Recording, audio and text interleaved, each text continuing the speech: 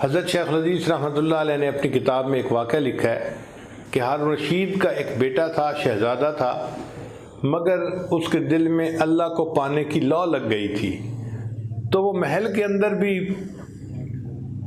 بہت سادگی کی زندگی گزارتا تھا۔ بادشاہ کے دوست سمجھتے تھے کہ یہ مینٹل کیس ہے کوئی، تو وہ بادشاہ کو کہتے کہ آپ اس کا کیوں نہیں علاج کرواتے، کیوں نہیں اس کو سمجھاتے۔ تو ایک دن ہارون رشید نے اس کو کہا کہ بیٹا تمہاری وجہ سے مجھے دوستوں کی باتیں سننی پڑتی ہے اور ذلیل ہونا پڑتا ہے۔ اس نے کہا ابا جان اگر میری وجہ سے آپ کو ذلیل ہونا پڑتا ہے نا تو میں پھر آج یہاں سے چلا جاتا ہوں، میں علم حاصل کرتا ہوں۔ یہ شہزادہ وہاں سے ایک بستی میں گیا جہاں علماء تھے، اور وہاں جا کر ایک مسجد میں اپنی رہائش رکھ لی اعتکاف کی نیت سے۔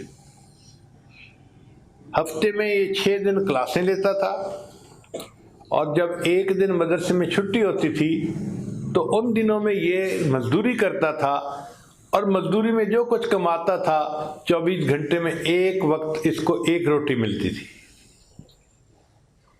آپ سوچئے کہ بادشاہ کا بیٹا ہو، محل کی زندگی کو چھوڑ کر وہ مزدور کی زندگی اختیار کر رہا ہے، اور 24 گھنٹے میں صرف 1 مرتبہ کھانا کھاتا ہے، وہ بھی 1 روٹی۔ تفصیلی واقعہ تو بہت لمبا ہے۔ ایک آدمی نے اس سے اپنا مکان بنوایا، تو وہ کہتا ہے کہ میں مزدور لینے گیا تو میں نے دیکھا کہ ایک آدمی بیٹھا ہے اور قرآن پڑھ رہا ہے، مگر جگہ وہ مزدوروں کی تھی۔ تو میں نے اس سے پوچھا کہ کیا تم مزدور ہو؟ اس نے کہا ہاں، لقد خلقنا الانسان فی کبد، تحقیق ہم نے انسان کو مشقت کے لیے پیدا کیا، ہم سب مزدور ہیں۔ تو میں نے کہا مزدوری کرو گے؟ اس نے کہا بالکل کروں گا، اس لیے تو بیٹھا ہوں یہاں۔ میں نے کہا آؤ میرے ساتھ۔ کہنے لگا میری 2 شرطیں ہیں، ایک تو مزدوری کے دوران نماز کا جب وقت آئے گا میں تسلی کی نماز پڑھوں گا، آپ نے مجھے اعتراض نہیں کرنا کہ زیادہ وقت کیوں لگا رہے ہو۔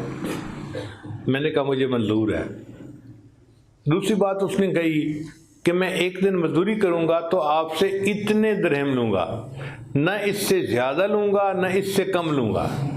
میں نے کہا یہ بات کیوں کہہ رہے ہو؟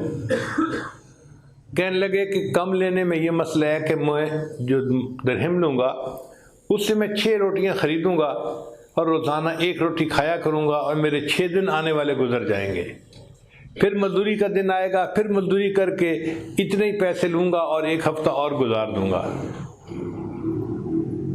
میں نے کہا کہ زیادہ کیوں نہیں لوگے؟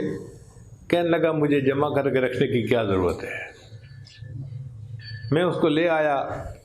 اب اس نے جب مکان بنایا، دیوار بنائی، تو جو عام مزدور بناتے تھے نا اس سے دگنی مقدار میں تعداد دیوار بنا دی۔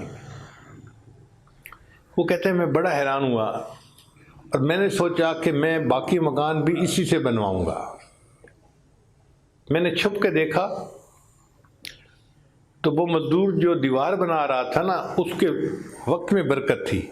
وہ اینٹ اٹھاتا اور دیوار کے لیے رکھتا، تو ہمارے عام میسن جو ہوتے ہیں وہ تو اینٹ کو رکھتے ہیں، پھر اس کو سیدھا کرتے ہیں، پھر ٹھک ٹھک کر کے ٹکاتے ہیں، پھر دوسری اینٹ، ان کو ٹائم زیادہ لگتا ہے۔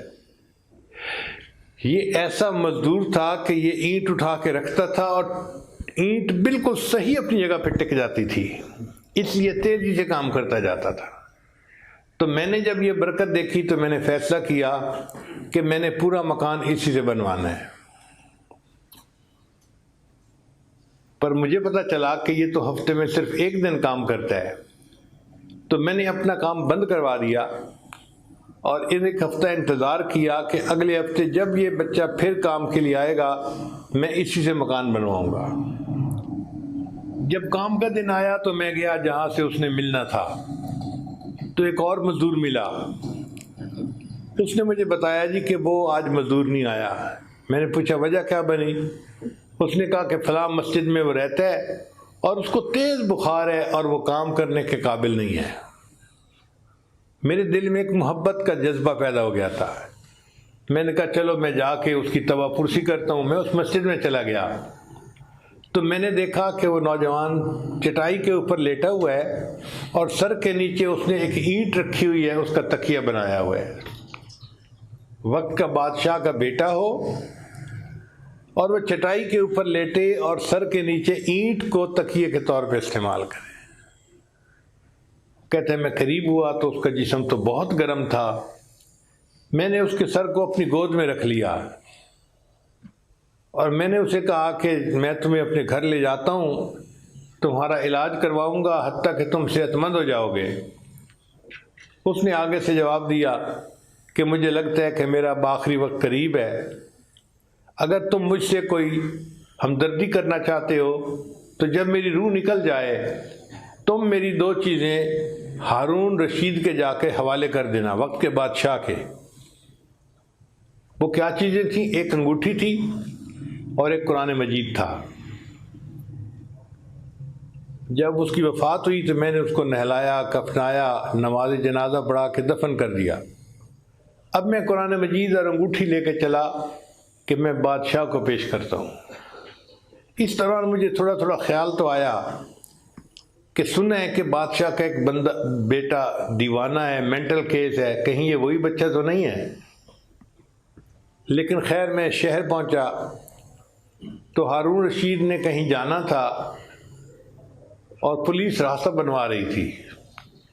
میں انتظار میں کھڑا ہو گیا۔ جب ہارون رشید کی سواری وہاں سے گزرنے لگی تو میں نے ہارون رشید کو وہ قرآن مجید اور انگوٹھی دور سے دکھا دی۔ تو ہارون رشید سمجھ گیا کہ بیٹا جب گھر سے گیا تھا اس کی والدہ نے اس کو یہ 2 چیزیں دی تھیں، بیٹا تم قرآن مجید کو پڑھا کرنا، تمہیں ماں یاد آئے گی، اور ضرورت پڑے تو انگوٹھی بیچ دینا، تمہیں سفر کے خرچے میں کمی کام آ جائے گی۔ تو ہارون رشید نے پولیس کو اشارہ کیا کہ اس بندے کو میرے ساتھ لے آؤ محل میں۔ وہ بندہ کہتا ہے جب میں محل میں گیا تو مجھے پولیس انچارج نے کہا کہ دیکھو بادشاہ بہت غمزدہ نظر آتا ہے، تو پلیز آپ نے جہاں 4 باتیں کرنی ہیں نا تو اس کی جگہ 3 کرنا، اور اگر 3 کرنی ہے تو اس کی جگہ 2 باتیں کرنا، اور اگر آپ نے 2 باتیں کرنی ہے تو ایک ہی بات کر دینا، بات کو سمیٹ کے آ جانا، بادشاہ کے غم کو زیادہ نہ بڑھانا۔